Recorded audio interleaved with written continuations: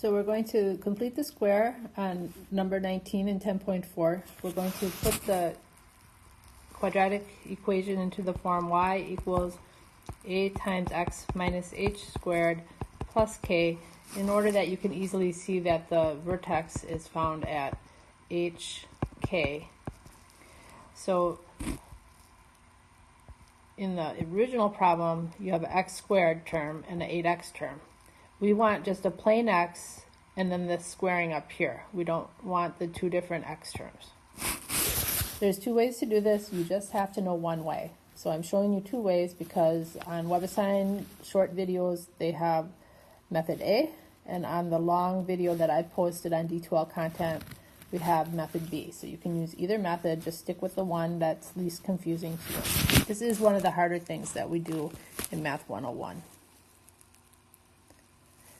So in method A, we begin by having just a plain x squared, and that means we don't want that minus sign in front, and we factor the minus off of the first two terms, just the first two terms. And we leave some space and shove the negative 12 off to the right. So we're just working on the first two terms because we're creating the binomial squared here. So as you factor the negative off, this becomes positive x squared, and we have negative 8x, because if you multiply back out, you get negative x squared plus 8x. You always should be able to multiply out and have the original line, the original problem appear as you multiply out. Well, then completing the square step is one that you hopefully have memorized in an earlier lesson. We go ahead and take the negative 8 times a half and square that. So negative 8 times a half is negative 4. Negative 4 squared is positive 16. So 16 is the number that we will be adding here, but we did not actually add 16 because of this minus. If you were to multiply this back out, you'd get a negative 16. So actually putting the 16 in the parentheses, subtracted 16 to make the side stay the same as it was before. Now I add 16 to the end. So we have the opposite,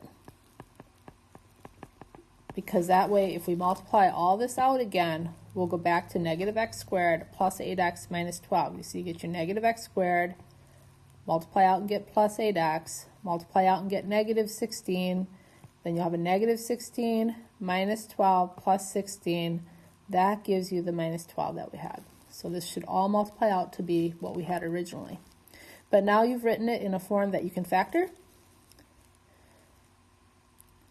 So we have y equals negative parentheses x minus 4 times x minus 4, because the x squared minus 8x plus 16 factors as x minus 4 times x minus 4. The negative 12 plus 16 adds to 4.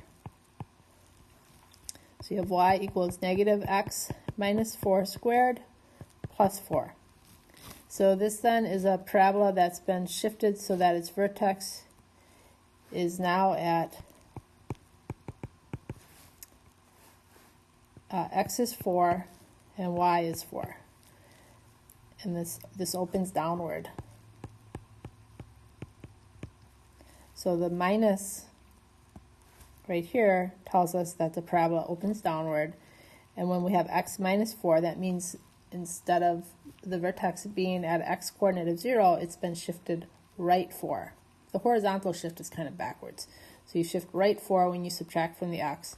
And then when you have the plus 4 on the end, that moves the parabola up 4 units. Let's take a look at method B. So method B, you complete the square just how you did when you completed the square in an earlier section. In the earlier sections, you would have had a 0 here instead of a y. That's okay. The y just kind of hangs around as you do your work. So when you complete the square, you don't want a negative in front of the x squared. So we'll divide both sides of the equation by negative 1. When you do that, you'll have a negative y equals positive x squared minus 8x plus 12. So dividing by negative gives everything the opposite sign. Also, when you complete the square, you don't want that 12 on the right side. You want to fill in your own number on the right side. So subtract 12 from both sides of the equation. That gives negative 12 minus y equals x squared minus 8x. So it's time to fill in our own number here to complete the square. Just like on method A, we take the negative 8 times a half and square that. So negative 4 squared, which is positive 16. We'll go ahead and add 16 to both sides of the equation. So we're keeping both sides of the equation equivalent to one another. So both sides were equal in the line above, and to stay equal, we add 16 to both sides, and now they're both the same. They're just 16 units bigger on each side, so they're still equal. So that gives 4 minus y. On the left, on the right, we can factor. X squared minus 8x plus 16 factors as x minus 4 times x minus 4. So there's a 4 minus y on the left and an x minus 4 squared. That is the completing the square process. So stop completing the square. Completing the square is actually just getting that exponent right here from right here. So we move the squaring from right here up to here. Okay, so stop completing the square and instead isolate the y. So we'll get the y by itself. I'll subtract 4 from both sides of the equation. So whatever we do to one side of the equation, we're doing to the other here. And then I'll multiply both sides of the equation by a negative 1. So that gives us a positive y equals negative 1 parentheses x minus 4 squared plus 4. So the negative means that this opens down. The negative 1 means that this opens downward. And then the vertex is at positive 4, 4, because when you have x minus 4, that shifts the parabola right 4 units. And when you have a plus 4 tacked on the end, that shifts the parabola up 4 units. So it shifted right 4, up 4 from the origin.